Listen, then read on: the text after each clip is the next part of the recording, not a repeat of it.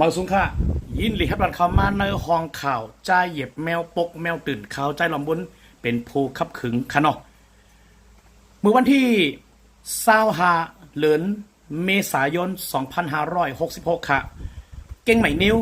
ลิกปืนเผาจื้อหลังของจึงเมืองเก่งใหม่รายงานข่าวว่ามีปีน้องทบยาตั้งหยับผืดถูกเก้าเหรียญเฮาซื้อติลินตั้งปอดเอิงสารปีเจเวงเก่งใหม่เฮ็ดให้ลู่ซุมเงินตองกับเกี่ยวไรลองในค่ะลิกปืนเผาเก่งใหม่นิ้วรายงานว่า